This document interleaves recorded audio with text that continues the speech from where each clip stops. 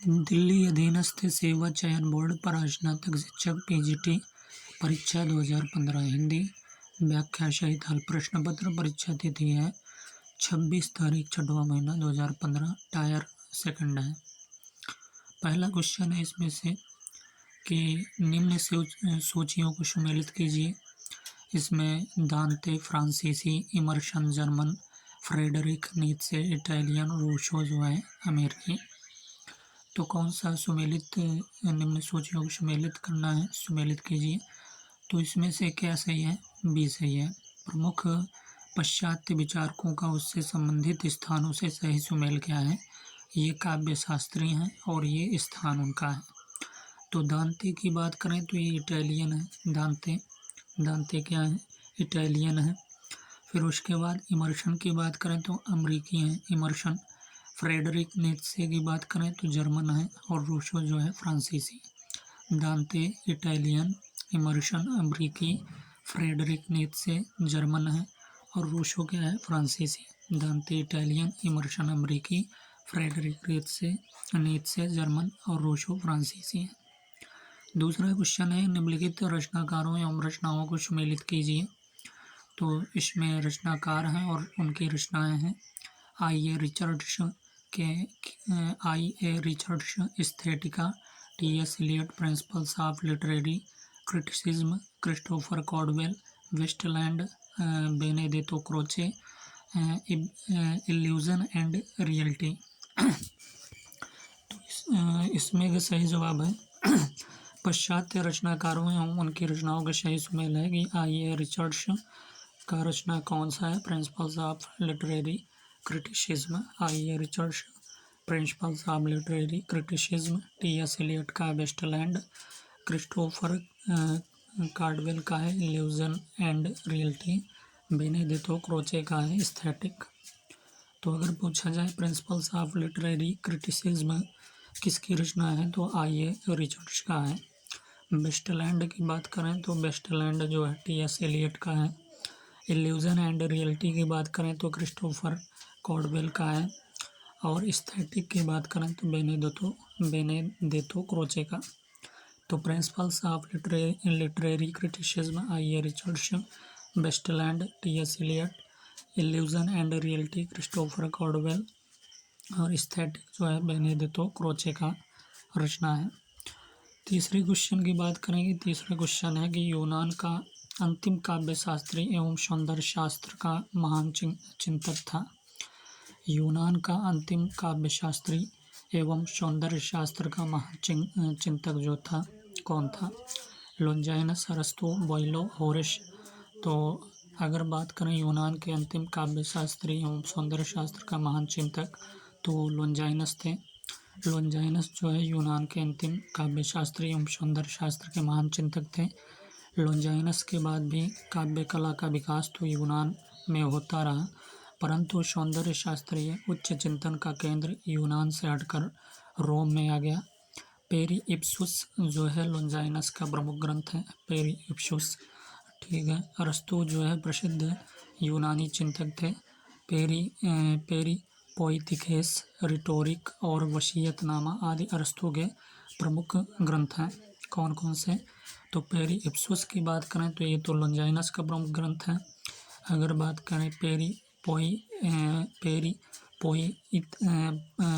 पोई एथिकेस, rhetoric और वसीयतनामा, ये जो है किसके हैं? अरस्तु के प्रमुख ग्रंथ हैं। बोइलो जो है फ्रांसीसी विचारक हैं और होरेस जो है इटली के प्रमुख लैटिन विचारक हैं।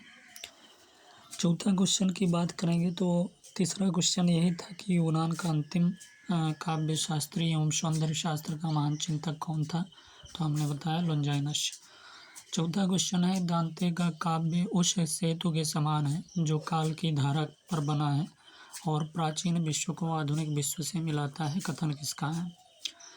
कह रहा है कि दांते का काव्य उस सेतु के समान है जो काल की धारा पर बना है और प्राचीन विश्व को आधुनिक विश्व से मिलाता है। प्राचीन विश्व को आधुनिक विश्व से मिलाता है। कथन किसका है? वाल्तेयर का है या इमैनुअल कांट का है या शैली सिलर। तो इसमें से सही जवाब जो है शैली का है।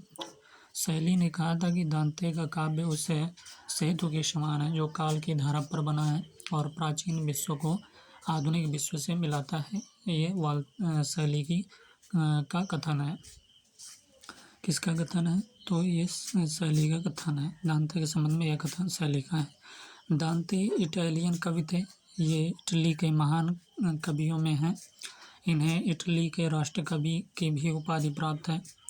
डिवाइन कमेडिया एवं विटा नुवोवा इनका प्रमुख काव्य ग्रंथ है। दांते की बात करें तो इनके डिवाइन कमेडिया एवं विटा नुवोवा इनका प्रमुख काव्य ग्रंथ है दांते का। 5वां क्वेश्चन कोलरिज से करेंगे। कोलरिज का समय काल क्या है? 1772 से 1834 या 1778 से 1830, 1700 से या 1631, 1709 से 1784।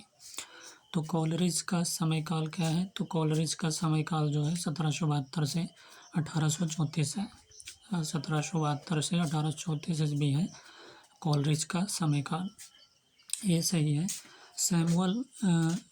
सैमुअल टेलर कोलरिज का जन्म की बात करें तो 23 अक्टूबर 1772 ईस्वी में ओटरी सेंट मेरी में हुआ। 23 अक्टूबर 1772 ईस्वी में ओटरी सेंट मेरी में हुआ। इन्होंने वर्ड्सवर्थ के साथ मिलकर लिरिकल बैलेट्स की रचना की। किसके साथ? वर्ड्सवर्थ के साथ मिलकर लिरिकल बैलेट्स की रचना की। Biographia Literaria 1817, literary remains, miscellaneous criticism आदि कोलरिज की प्रमुख रचनाएं हैं।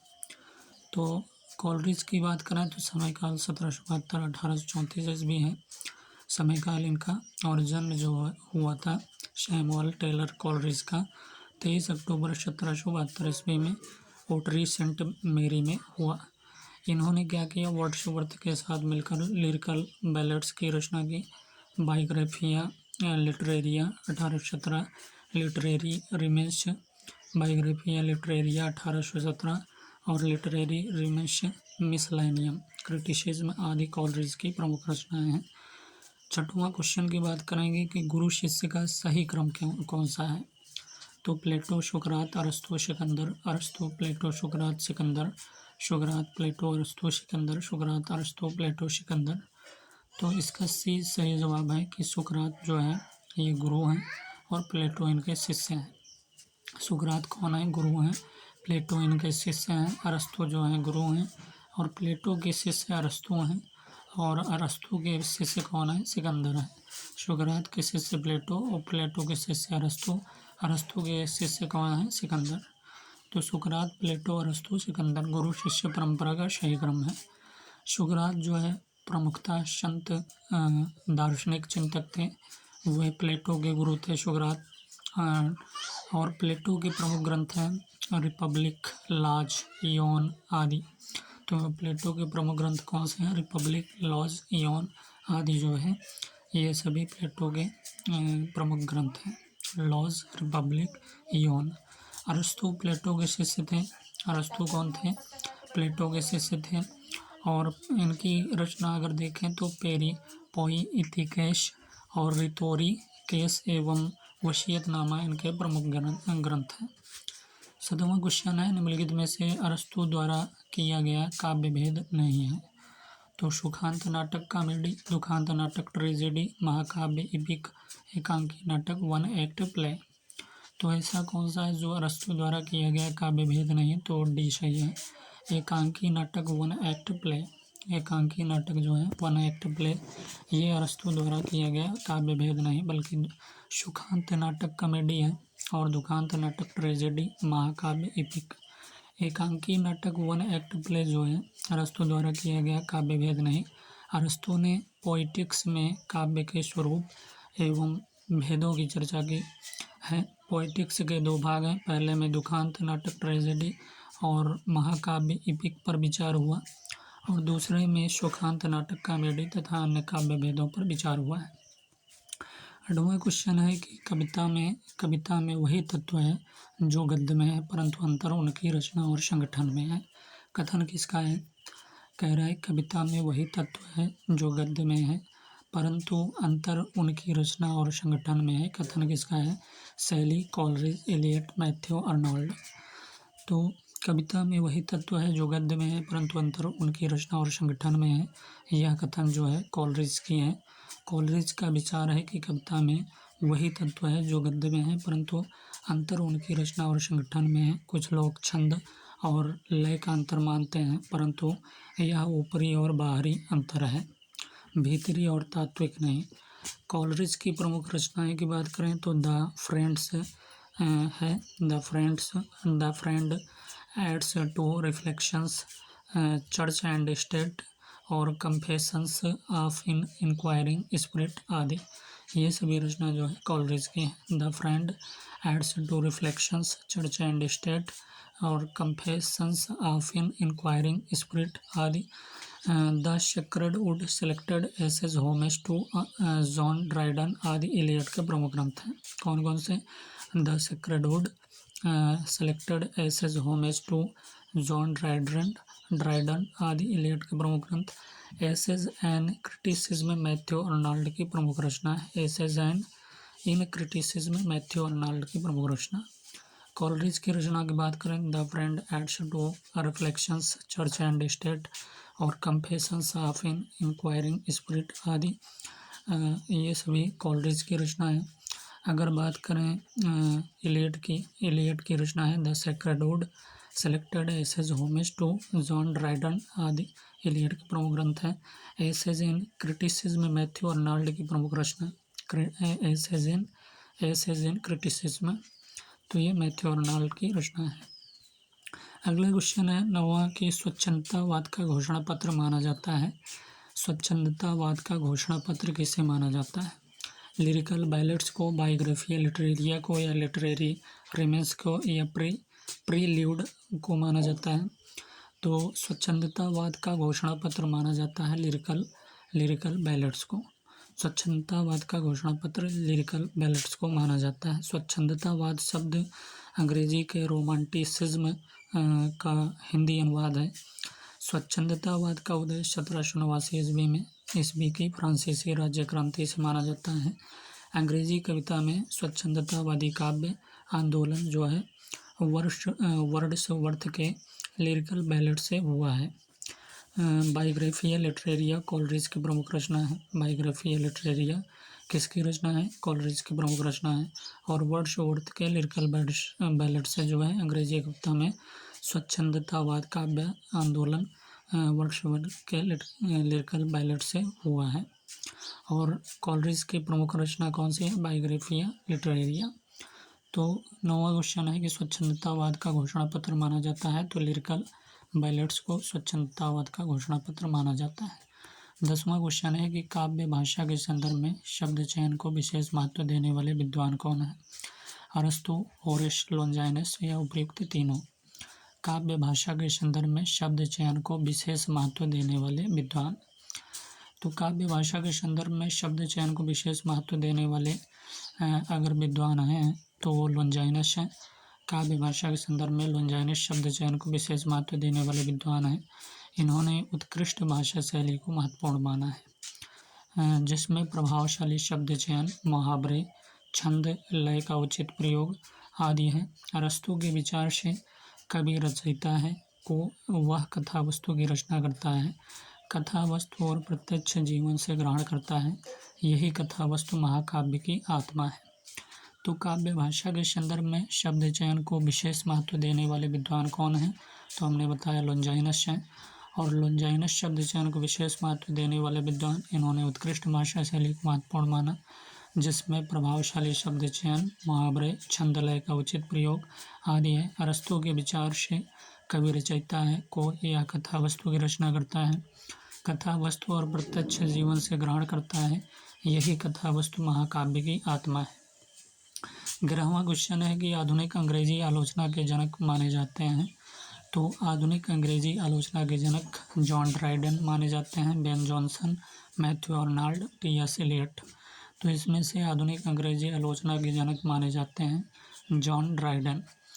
आधुनिक अंग्रेजी आलोचना के जनक जॉन ड्राइडन माने जाते हैं। इनकी प्रमुख रचना है द इंडियन एम्परर है, एसे ऑन ड्रामेटिक पोइजी कौन सा है? The Indian emperor, Asian dramatic poesy, the rival ladies. Ben Jonson, Matthew Arnold अंग्रेजी आलोचना के विचारक हैं। बेन जॉनसन, मैथ्यू अर्नाल्ड अंग्रेजी आलोचना के विचारक हैं, जबकि टी.एस. एलियट आधुनिक योगीन चिंतक हैं। तो आधुनिक अंग्रेजी आलोचना के जनक माने जाते हैं जॉन ड्राइडन, और इनकी प्रमुख रचनाएं the Indian emperor, Asian dramatic poesy, the rival ladies. और बेन जॉनसन, मैथ्यू अर्नाल्ड भी अंग्रेजी आलोचना के विचारक हैं, जबकि टी.एस. एलियट आधुनिक योगीन चिंतक हैं। 12 क्वेश्चन है कि कविता को जीवन की आलोचना किसने कहा? कविता को जीवन की आलोचना किसने कहा? T S. Eliot, Coleridge, Matthew Arnold, उपयुक्त तीनों। तो कविता को जीवन की आलोचना किसने कहा है? तो सी से है मैथ्यू अर्नाल्ड। मैथ्यू अर्नाल्ड ने कहा था कि कविता को जीवन की आलोचना मैथ्यू अर्नाल्ड ने कहा। ये पद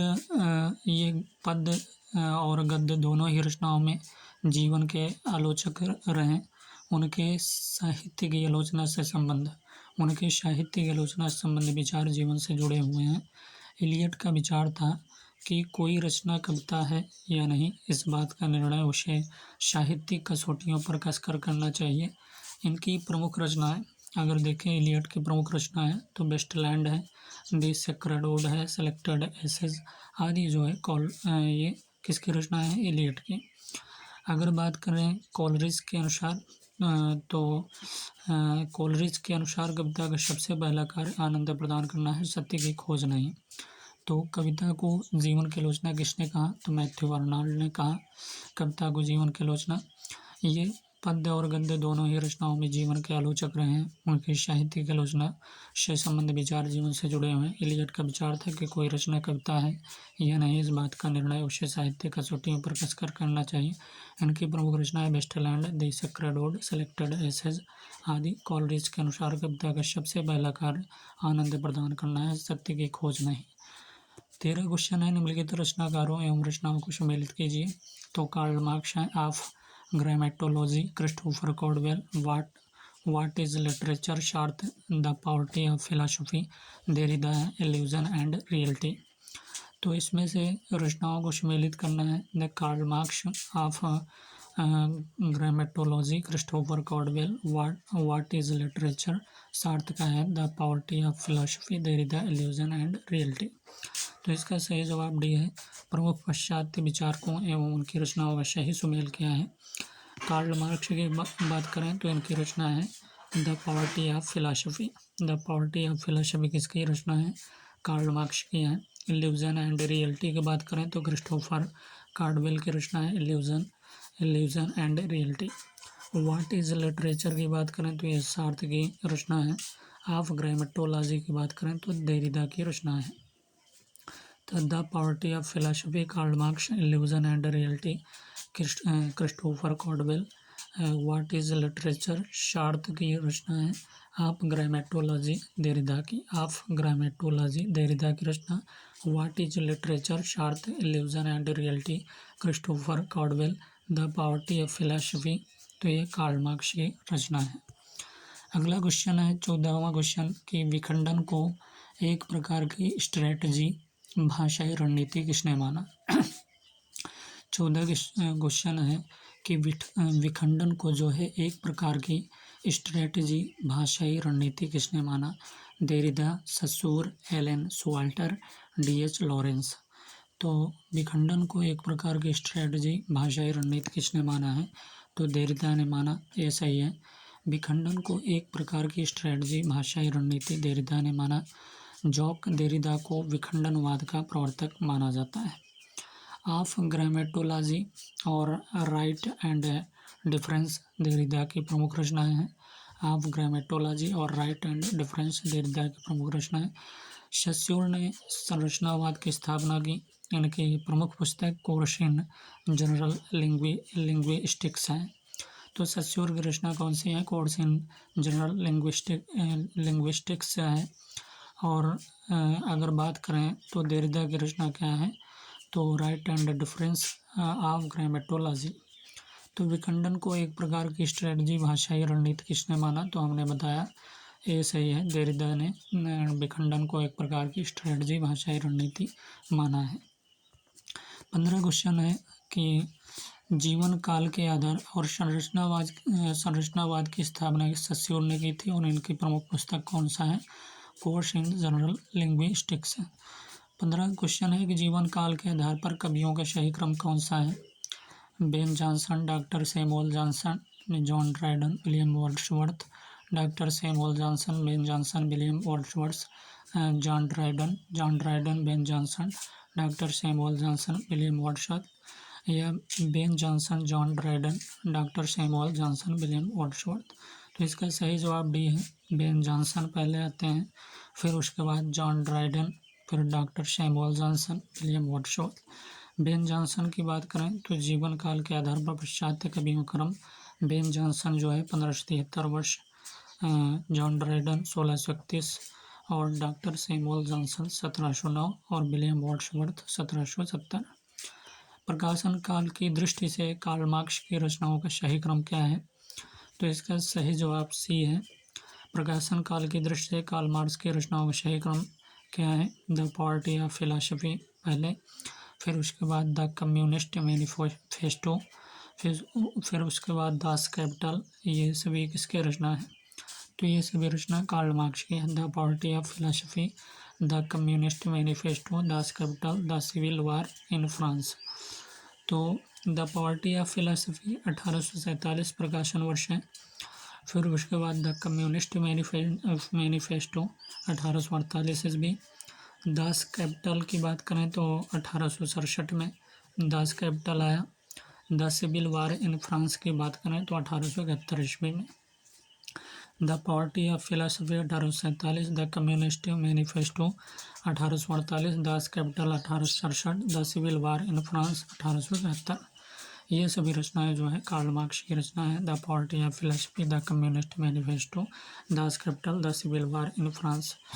17 क्वेश्चन की बात करेंगे कि अस्तित्ववाद के प्रवर्तक कौन है? Soren Kierkegaard, Albert Camus, Jacques Paul Sartre, Friedrich Nietzsche. तो अस्तित्ववाद के प्रवर्तक कौन है भैया? तो अस्तित्ववाद के प्रवर्तक की बात करें तो ये सोरेन किरकेगार्ड है। सोरेन किरकेगार्ड जो है अस्तित्ववाद के प्रवर्तक हैं। अस्तित्ववादी के प्रवर्तक सोरेन किरकेगार्ड है। अस्तित्ववादी दर्शन का विकास जो है वैयक्तिक परिस्थितियों और महायुद्ध की विभीषिका के बीच हुआ। अस्तित्ववादी दर्शन का विकास कब हुआ? वैयक्तिक परिस्थितियों और महायुद्ध की विभीषिका के बीच हुआ। अस्तित्ववाद का मूलभूत कार्य जो है परंपरागत दर्शन और व्यवस्था का खंडन कर व्यक्ति अस्तित्व की स्थापना है। तो अस्तित्ववाद के प्रवर्तक कौन है? सोरेन किरकेगार्ड है। अस्तित्ववादी के प्रवर्तक कौन? सोरेन किरकेगार्ड है। अस्तित्ववादी दर्शन का विकास जो है वैयक्तिक परिस्थितियों और महायुद्ध की विभीषिका के बीच हुआ। अस्तित्ववाद का मूलभूत कार्य क्या है? परंपरागत दर्शन और व्यवस्था का खंडन कर व्यक्ति अस्तित्व की स्थापना। अगले क्वेश्चन की बात करेंगे। 18 क्वेश्चन है कि जर्मन कला और साहित्य चिंतक नहीं है? कांट, नीत्शे, दांते या शिलर। कौन जर्मन कला और साहित्य चिंतक नहीं? तो दांते नहीं है। दांते जो है जर्मन कला और साहित्य चिंतक नहीं, अपितु यह इटालियन चिंतक है। दांते क्या है? इटालियन चिंतक है। जबकि कांट हो गए, नीत्शे, शिलर जर्मनी के विचारक हैं। कांट, नीत्शे, शिलर ये सभी जर्मनी के विचारक और दांते जो है इटालियन विचारक चिंतक हैं। ठीक है। इनमें से मनोवैज्ञानिक चिंतक नहीं, Freud, Greville, Marshall, Adler, McDougall. और कौन सा है इसमें जो मनोवैज्ञानिक चिंतक नहीं है? तो बी सही है। गैब्रियल मार्शल जो है ये मनोवैज्ञानिक चिंतक नहीं, अपितु यह धार्मिक अस्तित्ववादी विचारक है। जबकि फ्रायड, एडलर एवं मैकडूगल मनोवैज्ञानिक विचारक हैं। तो गैब्रियल मार्शल क्या है? धार्मिक अस्तित्ववादी विचारक हैं। जबकि फ्रायड, एडलर एवं मैकडूगल क्या है? मनोवैज्ञानिक विचारक हैं। 20वां क्वेश्चन है डॉक्टर निर्मला जैन ने पेरी इप्सुस का हिंदी अनुवाद किस नाम से किया? काव्य में उदात्त तत्व या उदात्त के विषय में, काव्य में, औदात्य, इनमें से कोई नहीं। तो डॉक्टर निर्मला जैन ने पेरी इप्सुस का हिंदी अनुवाद किस नाम से किया? तो यह नाम जो है उदात्त के विषय में किया था। उदात्त के विषय में। तो डॉक्टर निर्मला जैन ने पेरियोप्सिस का हिंदी अनुवाद उदात्त के विषय में नाम से किया है। निर्मला जैन प्रमुख आलोचक हैं। इनकी प्रमुख पुस्तकें हैं आधुनिक हिंदी काव्य में रूप विधाएँ। निर्मला जैन जो है प्रमुख आलोचक हैं। इनकी प्रमुख पुस्तकें कौन सी हैं? आधुनिक हिंदी काव्य में रूप विधाएँ, आधुनिक हिंदी काव्य में रूप विधाएँ, रस सिद्धांत और सौंदर्य शास्त्र, पाश्चात्य साहित्य चिंतन। ये सभी रचनाएं जो हैं निर्मला जैन के प्रमुख हैं पुस्तकें। आधुनिक हिंदी काव्य में रूप विधाएँ, रस सिद्धांत और सौंदर्य शास्त्र, पाश्चात्य साहित्य चिंतन आदि। 21वां क्वेश्चन है कि गुरु के अध्यापन से मंदबुद्धि भी शास्त्रों का ज्ञान प्राप्त कर सकता है। गुरु के अध्यापन से मंदबुद्धि भी शास्त्रों का ज्ञान प्राप्त कर सकता है, किंतु काव्य रचना के लिए प्रतिभा का होना अनिवार्य है। यह कथन किसका है? भामा, मम्मट, पंडित राज जगन्नाथ, राजशेखर।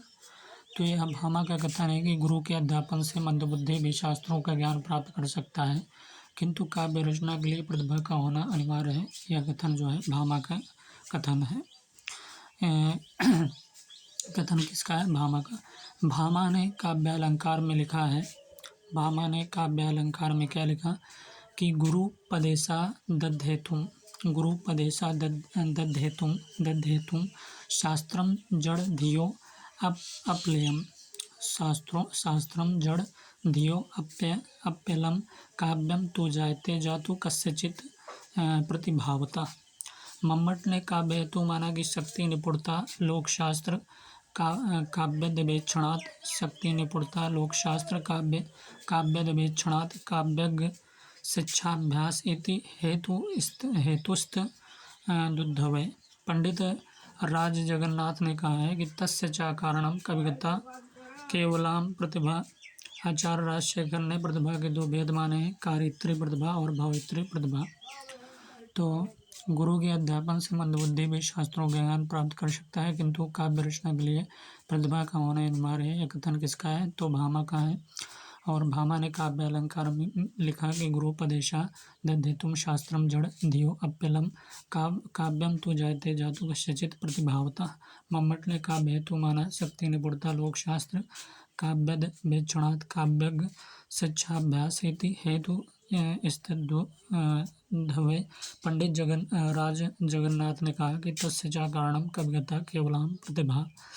आचार्य राजशेखर ने प्रतिभा के दो भेद माने हैं, कारित्री प्रतिभा और भावित्री प्रतिभा। 22 क्वेश्चन है कि काव्य पर उपलब्ध प्रथम ग्रंथ कौन सा है? काव्य पर उपलब्ध प्रथम ग्रंथ काव्य प्रकाश, नाट्यशास्त्र, काव्यालंकार या काव्यादर्श। तो काव्य पर उपलब्ध प्रथम ग्रंथ की बात करें तो काव्यालंकार है। काव्यालंकार काव्य पर उपलब्ध प्रथम ग्रंथ है। काव्यालंकार भामा का ग्रंथ है। यह ग्रंथ 6 परिच्छेदों में विभक्त है। इस ग्रंथ में काव्य के साधन, लक्षण, भेद, अलंकार, काव्य दोष आदि का चित्रण हुआ। काव्य के साधन है। इस ग्रंथ में काव्य के साधन, लक्षण, भेद, अलंकार, काव्य दोष आदि का चित्रण हुआ। काव्य प्रकाश मम्मट का ग्रंथ है। नाट्यशास्त्र जो है भरत मुनि का, तथा काव्यादर्श जो है दंडी का प्रमुख ग्रंथ। तो काव्यालंकार भामा की रचना। काव्यालंकार काव्य पर उपलब्ध प्रथम ग्रंथ है। काव्यालंकार जो भामा का ग्रंथ है और यह ग्रंथ 6 परिच्छेदों में विभक्त है। इस ग्रंथ में काव्य के साधन, लक्षण, भेद, अलंकार, काव्य दोष आदि का चित्रण हुआ। काव्य प्रकाश किसका है? मम्मट का ग्रंथ है। नाट्यशास्त्र भरत मुनि का तथा काव्यादर्श दंडी का प्रमुख ग्रंथ है। 23 क्वेश्चन है कि शब्दार्थों सहितो काव्यम किसने कहा? मम्मट, पंडित राज जगन्नाथ, आचार्य विश्वनाथ, भामा। तो शब्दार्थों सहितो काव्यम किसने कहा है? मम्मट ने, पंडित राज जगन्नाथ ने, आचार्य विश्वनाथ ने, भामा ने। तो भामा ने कहा था कि शब्दार्थों सहितो काव्यम। ये भामा का कथन है कि शब्दार्थों सहितो काव्यम भामा का कथन है। आचार्य विश्वनाथ ने वाक्यम रसात्मकम काव्यम कहकर काव्य लक्षण दिया है। मम्मट ने तद्दोषो शब्दार्थो सगुणा वलंकृति पुनः क्वापि, ये मम्मट ने कहा है, जबकि जगन्नाथ ने रमणीयार्थ प्रतिपादक शब्द काव्यम कहकर अपना काव्य लक्षण प्रस्तुत किया। तो अगर बात करें शब्दार्थों सहितो काव्यम, तो ये जो है भामा ने कहा। उसके बाद वाक्यम रसात्मकम काव्यम, ये आचार्य विश्वनाथ ने कहा। तद्दोषो शब्दार्थो सगुणा वलंकृति, यह मम्मट ने कहा था। अगर जगन्नाथ की बात करें तो रमणीयार्थ प्रतिपादिका शब्दा काव्यम, ये जो है जगन्नाथ ने कहा। 24 क्वेश्चन है, poetry is the best words in their best order, अर्थात सर्वोत्तम शब्द अपने सर्वोत्तम क्रम में कविता होती है, ऐसा किसने कहा। क्या poetry is the best words in their best order, तो अर्थात सर्वोत्तम शब्द जो है अपने सर्वोत्तम क्रम में कविता होती है, ऐसा किसने कहा। Wordsworth, Longinus, Matthew Arnold, Coleridge. तो इसका सही जवाब ए है, वर्ड्सवर्थ ने कहा कि poetry is the best words in their best order, अर्थात सर्वोत्तम शब्द अपने सर्वोत्तम क्रम में कविता होती है, यह वर्ड्सवर्थ का कथन है। लॉन्जाइनस ने कहा है कि उदात्त महान आत्मा की प्रतिध्वनि है। उदात्त क्या है, महान आत्मा का प्रतिध्वनि है, ये लॉन्जाइनस का कथन है। कोलरिज के अनुसार कविता रचना का वह प्रकार जो वैज्ञानिक कृतियों से इस अर्थ में भिन्न है कि उसका तात्कालिक प्रयोजन आनंद है, सत्य नहीं।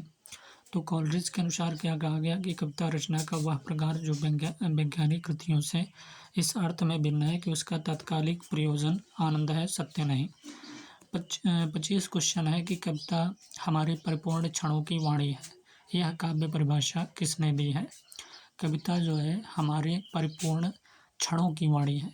कविता क्या है, हमारे परिपूर्ण क्षणों की वाणी है, यह काव्य परिभाषा है महादेवी वर्मा, जयशंकर प्रसाद, महावीर प्रसाद द्विवेदी, सुमित्रानंदन पंत। तो कविता जो है हमारे परिपूर्ण क्षणों की वाणी है, यह काव्य परिभाषा जो है सुमित्रानंदन पंत की है।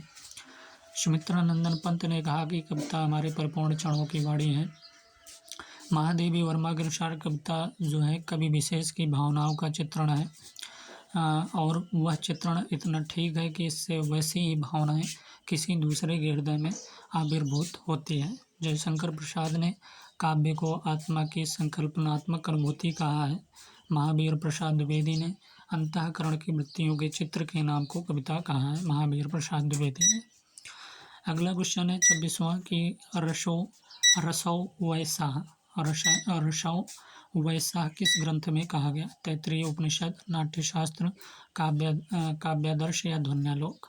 तो रसौ वैसा किस ग्रंथ में कहा गया, तो ये सही है, तैत्तिरीय उपनिषद में। रसौ वैसा तैत्तिरीय उपनिषद में कहा गया है। भरत मुनि ने नाट्यशास्त्र में लिखा है कि विभावा अनुभाव व्यभिचारी संयोगा दृश्य निष्पत्ति। काव्यादर्श जो है दंडी का ग्रंथ है, काव्यादर्श किसकी, दंडी का ग्रंथ है। इन्होंने इसमें मुख्यतः अलंकारों का चित्रण किया है। ध्वन्यालोक जो है आनंदवर्धन का ग्रंथ है, इन्होंने ध्वनि संप्रदाय का प्रवर्तन किया। तो रसौ वैसा किस ग्रंथ में कहा गया, तैत्तिरीय उपनिषद में जो है कहा गया। भरत मुनि ने नाट्यशास्त्र में लिखा कि विभावा अनुभाव व्यभिचारी संयोगादर्श निष्पत्ति काव्यादर्श दंडी का ग्रंथ है, और इन्होंने इसमें मुख्यतः अलंकारों का चित्रण किया है। ध्वन्यालोक आनंदवर्धन का ग्रंथ है, इन्होंने ध्वनि संप्रदाय का प्रवर्तन किया है। 27 क्वेश्चन है कि रस की अनुभूति कराने में अभिधा शक्ति प्रदान होती है, ऐसा मत किसका है। भट्टनायक, वामन, भामा, अभिनव गुप्त। तो रस की अनुभूति कराने में अभिधा शक्ति प्रदान होती है, ऐसा मत किसका है, तो ये भट्टनायक का है। भट्टनायक का मत है कि रस की अनुभूति कराने में अभिधा शक्ति प्रदान होती है। भट्टनायक अभिधावादी आचार्य माने जाते हैं। भट्टनायक ने भरत मुनि के रस सूत्र में आए संयोग और निष्पत्ति की व्याख्या की है। इनका सिद्धांत जो है भुक्ति या भोगवाद कहलाता है। इनका सिद्धांत क्या कहलाता है, भुक्ति या भोगवाद कहलाता है। इनका दार्शनिक मत सांख्य दर्शन है। इनका दार्शनिक मत क्या है, तो इनका दार्शनिक मत जो है सांख्य दर्शन है। वामन रीति संप्रदाय के प्रवर्तक हैं, और काव्यालंकार सूत्र इनका प्रमुख ग्रंथ है। तो रस की अनुभूति कराने में अभिधा शक्ति प्रदान होती है, ऐसा मत है तो भट्टनायक है।